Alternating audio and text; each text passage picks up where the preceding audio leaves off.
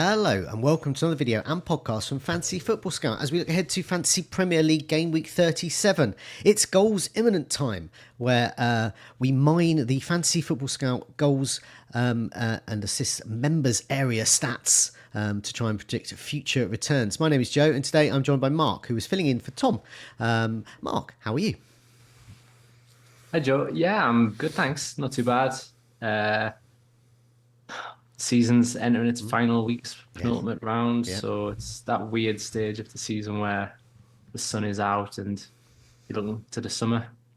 Indeed, it is very sunny here out west in England, and with me, I've got loads of all of those injuries, those key injuries. Fernandez doubts, Maguire out for the season, Share out for the season. They've all hit me, and only wildcarded 2 weeks ago. So, so I've got to use my transfers rectifying them. So I'm hopeful that this show will give me some ideas because there'll be some low-owned differential and under the radar picks here, and then obviously looking at Game Week 38, I know Fantasy Football Scout will have a lot of content around those differentials. There. Before we go on, just a reminder, do press that like button, does help us out, and do remember to subscribe wherever you're listening to this, and also subscribe via our YouTube channel as well so you can keep up to date with our latest videos. Okay, what we do, I'm going to see how these tables got on last week here. So I'll read them out and then I'll sort of come to you with some of these names and see if they're still worth considering. Tony at Brentford, Brentford player, Brentford striker, just for now. I'll stop here actually. I mean, is Tony a differential for some? Not for 37 because he's not. He's just got a single fixture, but 38 home to Newcastle could be his last game. It could be his last game. I don't know how sentimental it is compared to some of the other ones involving the likes of Klopp or something. I don't know how Brentford fans feel about Tony's very public.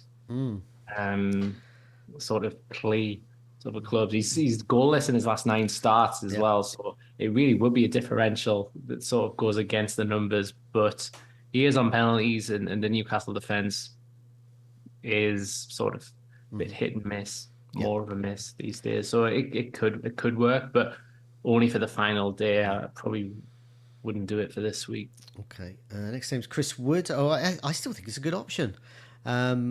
He didn't do us proud there, but it remains to be seen if he's still on the tables for this week. But home game against Chelsea and away to Burnley, finish the season. I think he's okay if you need. Perhaps if you're not bench boosting, you can perhaps bench this week, play him in 38. Yeah, that match against Burnley on the final day, it might not. By kickoff, it might not be the crunch game that the Newcastle are hoping for anymore. But there's still a game to be won there. Wood missed a couple of big ones against Man City, didn't he? And I think he hit the woodwork against Sheffield United. So he's done everything but score. So it's definitely imminent for him. Yeah. And he does have the final day fixture. Yes, indeed. Next one, Muniz as well. So it's the same theme of sort of cheap, under-the-radar strikers. He's not really under the radar, just low-owned. People aren't going for him. With a home game against Man City, you probably think he won't. No one's going to get him for 37. Away to Luton, though, game week 38. Once again, if you're looking for a cheap striker, if you perhaps want to get Salah in and you want to free up some funds, I think he's a pretty good one for game week 38. Yeah, because... maybe someone, if you don't fancy Isak's Brentford fixture, or maybe it's time for Jackson to go or something like that. Yeah, there could be a slot there for that. Or maybe there's an early leak about Haaland or something. That there's something to do there.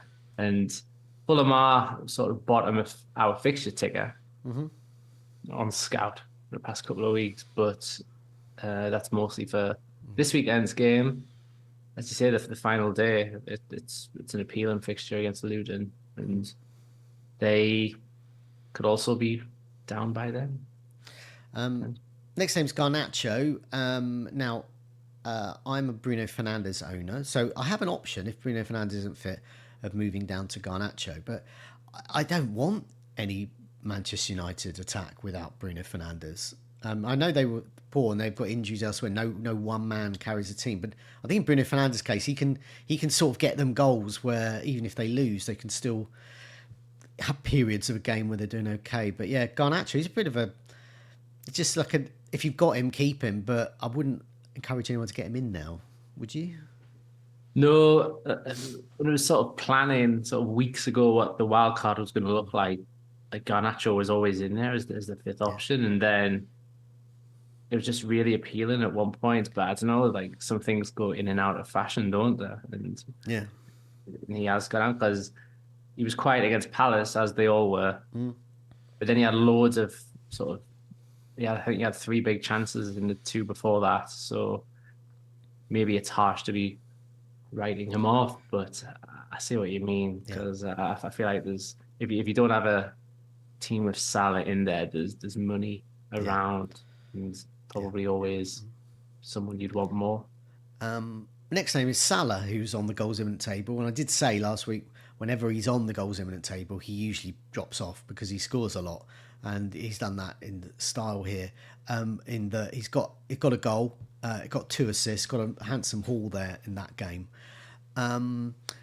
Game week 37, I guess he is an option against Villa, but it's really that game week 38 fixture. I was hoping to have two free transfers in 38, but injuries have conspired. So I'll probably have to take a hit this week in 37 to make the bench boost effective, and I'm probably going to have to take a hit in game week 38 as well if I want to get Salah in. So it doesn't make any sense really for me to take a -8 with nothing really left to go, and also some good players. I'd have to take out a good player for Salah. So probably not for me, but I think it could be for other people because I do think Salah in game week 38 is a really good captaincy option. Yeah, I mean, is he in your possible plans to bring in, or is it's just not, you're not going to be able to go there even if you wanted to?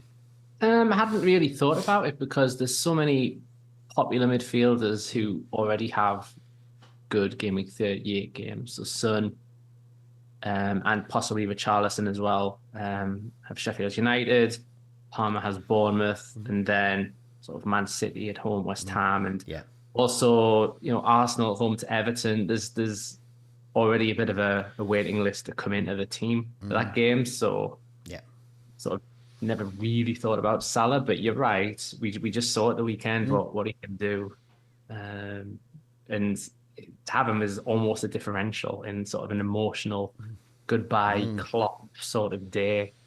You definitely see it paying off totally. Yeah, I can as well. I think Arsenal and Liverpool are the ones to target in game week 38. Arguably, Arsenal this time around as well, facing Manchester United in 37. Next name on the list is Pedro. He didn't let us down either. So we've had big success with Salah last week. Pedro was another. He got his... Brighton looked much better. They brought in lots more experienced players. You had players playing in their sort of right positions as well. Adingra was on fire. And Pedro looked good. He was really pleased to see him geeing the crowd up. Trying to get them going, and looked on it. Missed his penalty. Rather, his penalty was saved, but he got the rebound in. So, as far as he and logically anyone who actually follows football is concerned, Brighton, he scored a penalty. Basically, he scored a goal, so he got the goal there. But if you own him in FPL, you've got a -2. And then a +4, so just +2 for that. So you possibly wouldn't be so happy. But I think he's a good option. I think Brighton. I don't think they're going to win against Newcastle or Chelsea or Manchester. I think they could win against Manchester United, but I think they could give one of Newcastle or Chelsea a good go. They are used to playing Newcastle, as you know, as a Newcastle fan, in not just the Premier League recently, but at the lower level as well in the Championship. There was quite a rivalry between the year we both went up. So there's history. There's not any needle there. It's not like a derby or anything, miles away. But there's history in terms of them facing each other a number of times recently.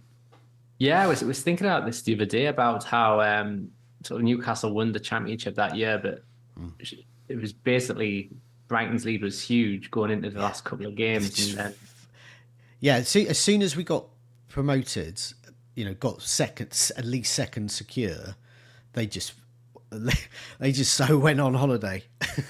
And I don't think we won a single game after that point, in which case Newcastle just went, whoa, and suddenly, we're champions now. Yeah, and we were both happy ultimately Yeah. to get back up there. But yeah, I guess that season there was a bit of a, wishing the other one would lose all the way, Yeah. and that does build it up. Yeah, and I know you beat us quite handsomely in the earlier game with Yeah. Ferguson's hat trick, but then last May, basically the same time, Newcastle secured Champions League football with like a 4-1 or something. Yeah. So don't know which one this is going to be. I think you're right. I think It's goals. that Villa game sort of halted the bad form a bit, and it was sort of a reminder that actually Brighton have a huge say in who gets those European spots, Yeah. like facing all three, Oh, wow. Yeah. sixth, seventh, eighth. So it'd be really fascinating to see how it goes. So if you could sort of rest against Newcastle and really go for it against Chelsea, that would mean a lot. Thank you. Yeah. Okay. We'll see. I hope we beat Newcastle. No, actually, do you know what? I hope we beat Chelsea more. So Sterling, speaking of Chelsea, Sterling's there. I'm just going to skirt over him because no one's going to get him in. He's not first choice. I don't even know if he's fit. So he's just not a relevance for us as FPL managers. I'll quickly speed through the assist sim and then I'll just go back to a couple of names. So I'll read these out. It's a list of failure. So we predicted assists. We didn't get any, but we did get a goal from Robertson at Liverpool, which is good. Fernandes at Manchester United obviously didn't play. Odebert at Burnley. Ericsson at Manchester United didn't do well, but these are sort of Hail Mary picks anyway. Pereira at Fulham, no one's going to be interested there. Foden at Man City, that was disappointing. Oh, actually, did he get an assist? I can't recall. I think he did. Okay. I've been unfair to the table there.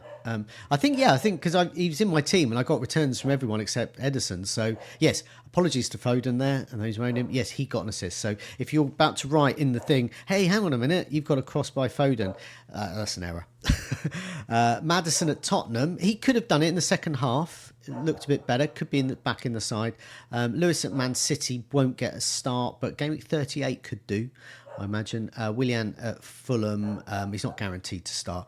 And Pascal Gross at Brighton, a bit like Pedro, could be an option. Pascal Gross almost scored in that game. Worth noting that he has a good record against Manchester United, who plays in 38.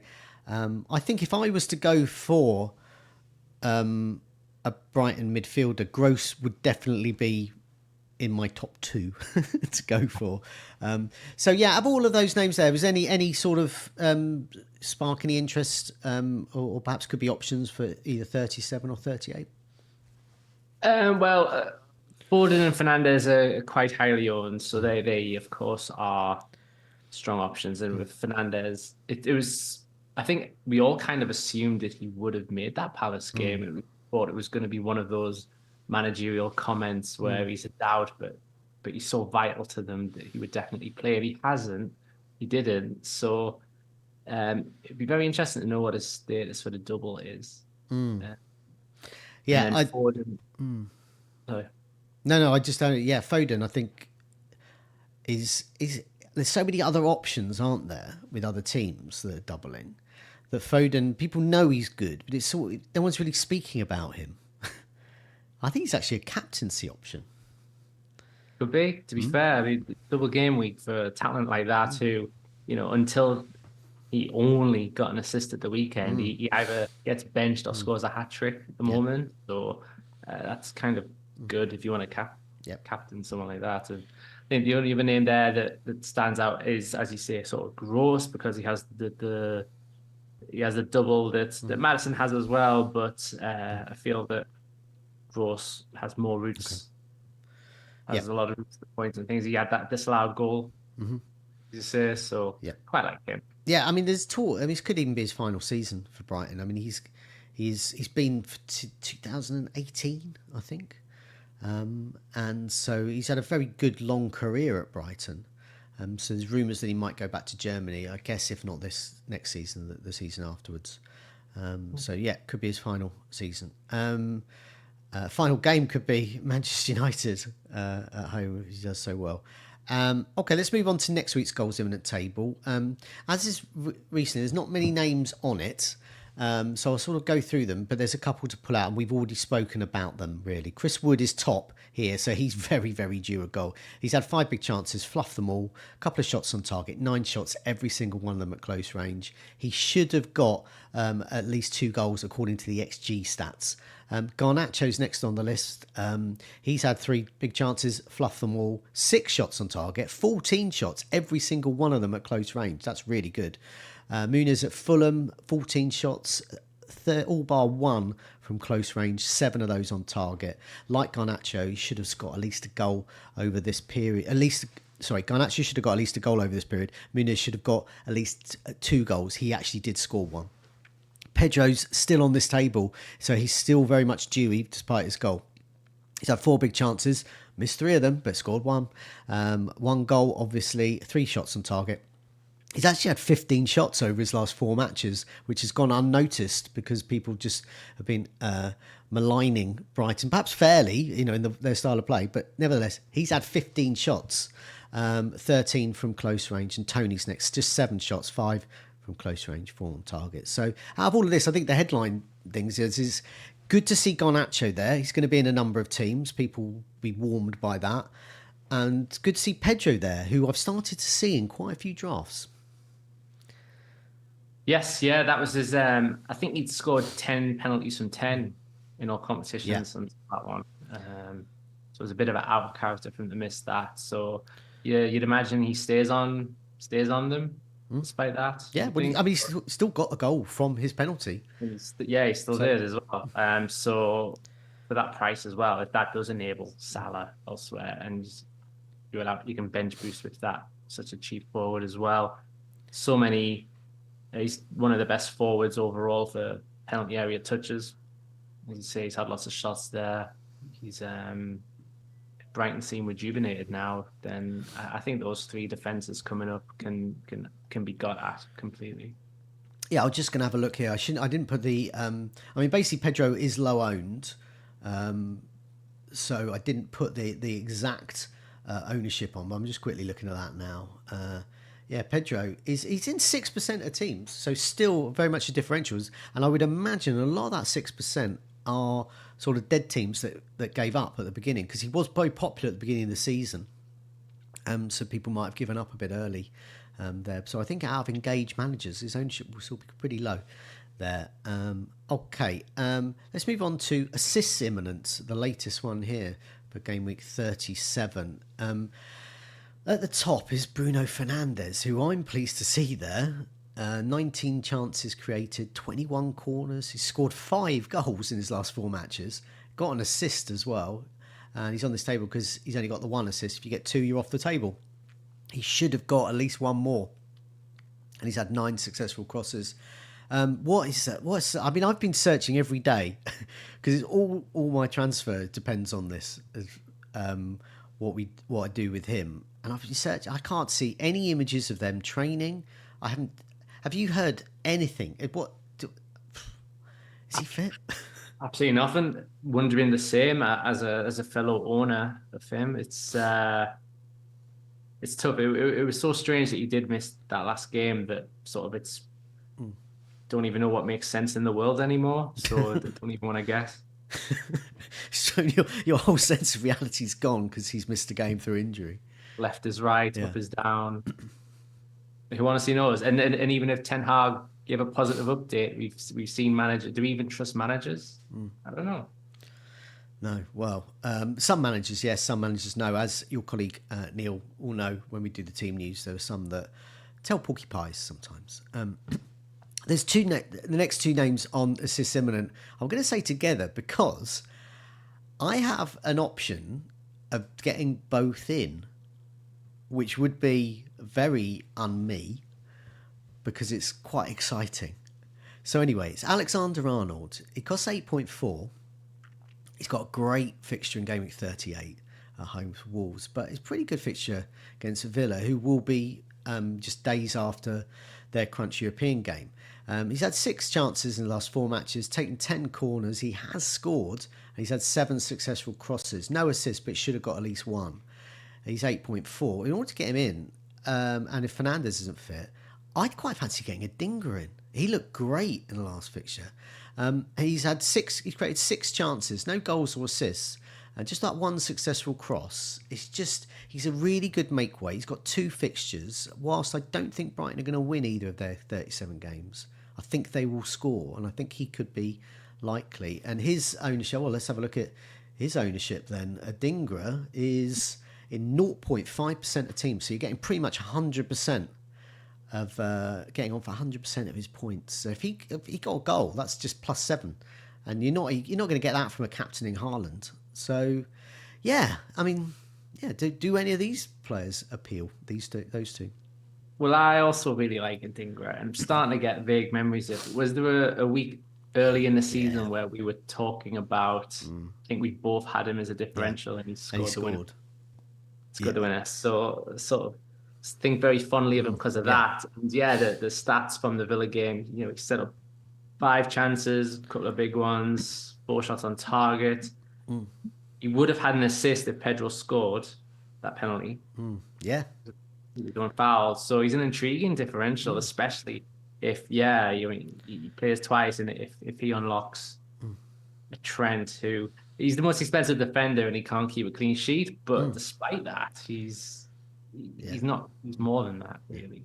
Um, Now, if I don't go for the very exciting Alexander Arnold Adingra combination, I've got another exciting option that I might go for. I'm very very tempted by, which is the next name, Robertson at Liverpool.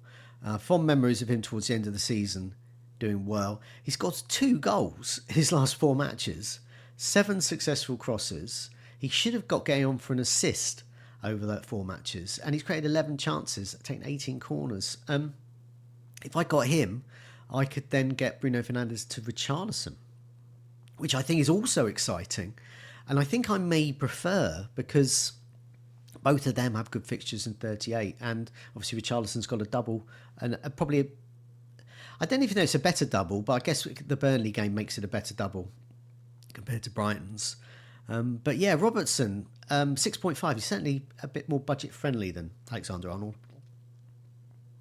yeah, yes, he is. It's almost 2 million saved. So if that's what your other transfer hinges on, it's probably worth doing. Yeah, But now he's back in the team, and sort of the threat of sort of Simicast, or I think that sometimes Gomez go at left back maybe as well. yeah, So I think at this stage of the season, Klopp's just gonna play his best 11 for yeah. the final 2 matches, go out on a high. Yeah, I can't Not his imagine. problem after this. So Robertson has been coming off around 70 minutes or so, which is another thing in his favour actually, because then you haven't got that nervous wait for a clean sheet if they've kept one up until then in their last 20 minutes.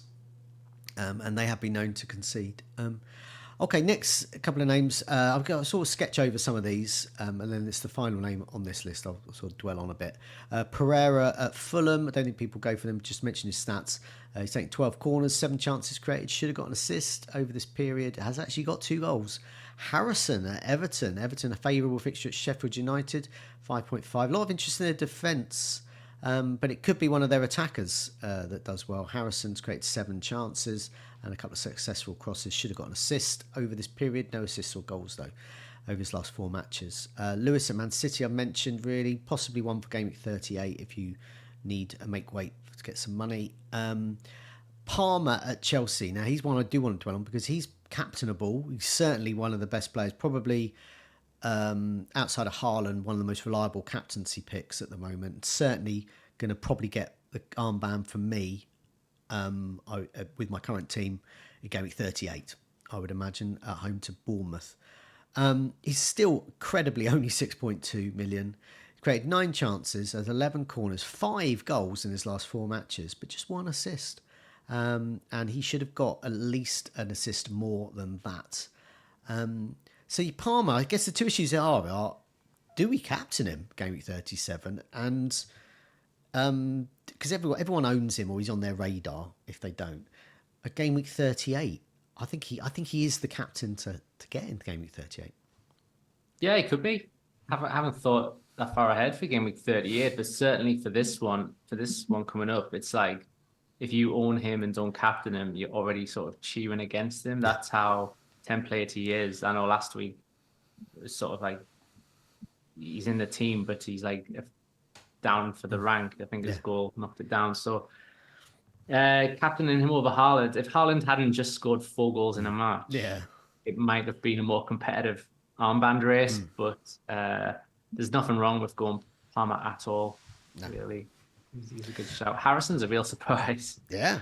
No, that's come from. But I mean, McNeil was on these tables until he wasn't, because he kept scoring or kept getting returns. And McNeil himself is a maverick pick, but Harrison even more so. That's really interesting. That's what it's all about, these tables. So game week 38, I've got Palmer in mind to be my captain there, and there's going to be a lot of talk there. But another thing we do on this show also sort of looks ahead a bit more, really, as well. So those who are under the radar, names to keep considering there. Well, thanks a lot for joining me, Marc. Just before we go, is there any other sort of differentials you've got your eye on in game week 37? I think it's good timing with the Fernandez doubt, because although in fairness, even if he wasn't a doubt, I'm sort of looking at the Man United fixtures and thinking, did they only buy him for that Burnley game because the fixtures aren't great for them, and certainly the form isn't. So I quite like Chelsea's Madueke. Yeah. But the big problem there is a lot of people have already got 3 Chelseas. Yeah, me included. So that kind of restricts that. He would have been quite an interesting one. And beyond that, with Richarlison, if that probably counts as differential. Yeah, I was just looking at his ownership, because he was the bane of my life not owning him a few months ago, and he kept scoring. And he was like 10, 20% owned, 30% owned. I mean, he was around me, and it was really hurting my rank. He's only 2.9% owned. That's going to go up, obviously, but it's not going to go up like hugely. As in, like, it's not going to suddenly be like 50% owned, in the next day or two. So, I think for me, if Fernandez is injured, I will potentially take a hit. And I think I do like that Robertson and Richarlison double up. I don't mind. There's no other defenders I can get I like. And if Fernandez is fit, I've still got Harry Maguire problem. I'll probably have to get someone like Tarkowski or something. And that doesn't excite me at all. Robertson does excite me. But I can't afford him unless I get rid of Fernandez. But that's an age-old problem for us FPL managers. Marc, thanks for joining me. Just a reminder to everyone, do press that like button, and everyone do subscribe so you can keep updated with our latest videos and podcasts. Good luck with the game week. Good luck picking any differentials or well-owned players alike. And see you soon. Bye.